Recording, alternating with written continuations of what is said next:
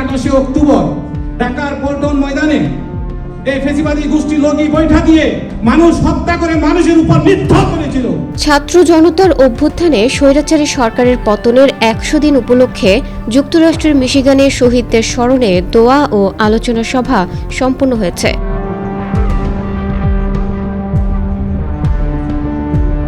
রোববার দুপুরে ফ্যাসিবাদ বিরোধী মিশিগান প্রবাসী বাংলাদেশি কমিউনিটির ব্যানারে স্বৈরাচার মুক্ত 100 দিন উদযাপনে যুক্ত হন অনলাইন অ্যাক্টিভিস্ট পিনাকি ভট্টাচার্য।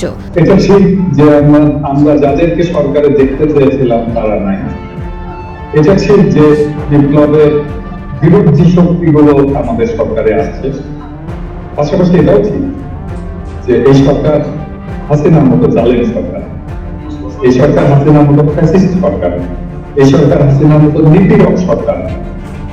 এই সরকারের একটা মুভমেন্ট এই সরকার হয়তো আমাদের কথা শোনে না, কিন্তু আমাদেরকে নীতিরক করে। রাজ্যের ওয়ারেন সিটির আইওয়ানা মসজিদ অডিটোরিয়ামে আয়োজিত সভা দেওয়ান আকমল চৌধুরীর সূচনা বক্তব্যের মধ্য দিয়ে শুরু হয়। গোলাম রব্বানী তালুকদারের পরিচালনায় অনুষ্ঠানটির সার্বিক তত্ত্বাবধানে ছিলেন মইনুল হক। অনুষ্ঠানটির প্রধান আলোচক হিসেবে ফ্রান্স থেকে অনলাইনে যুক্ত ছিলেন আলোচিত ব্যক্তিত্ব পিনাকি ভট্টাচার্য। অসাম্প্রদায়িকতা, বাঙালি জাতীয়তা, মুক্তিযুদ্ধের চেতনা, এইটা নিয়ে রাজনীতি করতে পারবে আদৌ? কখনো পারবে? এটা সম্ভব। যেটা নিয়ে আমাদের খেলতে পারে সে কোনো মানে বাংলাদেশে মাঠ গাড়তে পারে। অন্তর্বর্তীকালীন সরকারের সমালোচনা করে তিনি বলেন, স্বৈরাচারের পতন হলেও আমরা আমাদের কাঙ্ক্ষিত লক্ষ্যে এখনো পৌঁছাতে পারিনি। আমাদের বিপ্লবকে শেষ করে দেওয়ার ষড়যন্ত্রে থাকা শেখ হাসিনার কবর বাংলাদেশে হবে না, তাকে ভারতেই মরতে হবে। আমাদেরকে সতর্ক থাকতে হবে, কারণ ষড়যন্ত্রকারীরা বসে নেই। তিনি আমেরিকায় বসবাসরত বাংলাদেশিদের মূলধারার রাজনীতির সাথে যুক্ত হওয়ার আহ্বান জানান।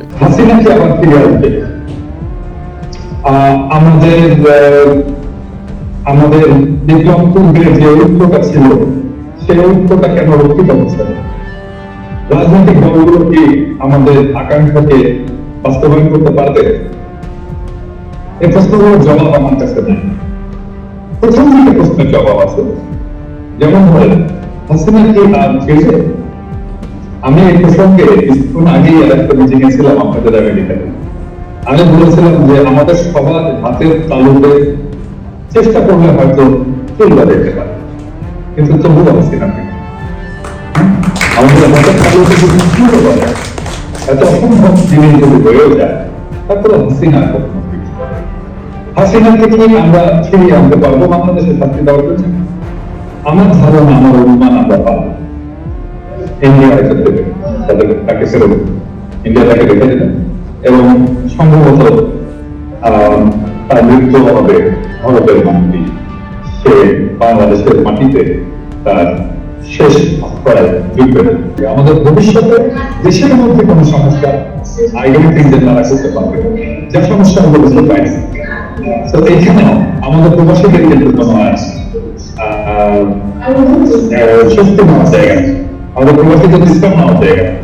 আমাদের আবার কাজ শুরু করতে হবে যেন বাংলাদেশের বিপ্লবকে রক্ষা করা যায়, বাংলাদেশে আওয়ামী লীগের ফিরে আসাকে বন্ধ করা যায় এবং বাংলাদেশের উপরে আন্তর্জাতিক এবং ভারতীয় চাপকে যেন মোকাবেলা করে। এদিকে সভার শুরুতেই পবিত্র কোরআন তেলাওয়াত করেন হাফেজ আফজাল চৌধুরী। দোয়া পরিচালনা করেন বাইতুল মোকাররম মসজিদের ইমাম মাওলানা আহমেদ কাশিমি। শহীদের স্মরণে দেশাত্মবোধক গান পরিবেশন করেন ইসলামী সঙ্গীত শিল্পী সুলাইমান আল মাহমুদ।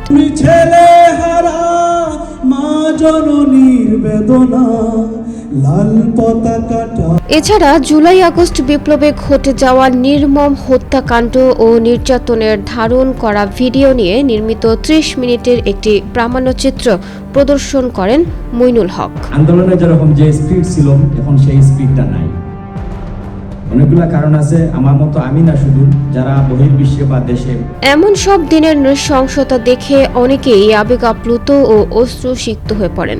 এছাড়া সভায় বক্তব্য রাখেন Hamtramck city councilman Kamrul Hasan, Bangla press club মিশিগানের সভাপতি শামীম আহসান, সাবেক সভাপতি Syed Shahidul Haque, Wayne County community কলেজের ট্রাস্টি বোর্ড সদস্য কামাল রহমান, কমিউনিটি অ্যাক্টিভিস্ট দেলোয়ার আনসার, রাজনৈতিক ব্যক্তিত্ব ওয়াসিমুজ্জামান চৌধুরী রনি ও শামীম আহমেদ। একজন মৌলানাকে হয়তো অত্যাচার করা হচ্ছে, একজন শিক্ষককে অত্যাচার করা হচ্ছে, কিন্তু এই সেম লোকজনেরা এতে অংশ নেওয়া বক্তারা আন্দোলনে যারা নিহত আহত হয়েছেন তাদের ত্যাগের বিনিময়ে দেশকে সুন্দর, রাষ্ট্রকে মানবিক করে গড়ে তোলার আহ্বান জানান। আহতদের সুচিকিৎসা এবং নিহত শহীদের পরিবারের জন্য সরকারি উদ্যোগে স্থায়ী কর্মসংস্থানের সুযোগ তৈরি করে দেওয়ার দাবি জানান বক্তারা।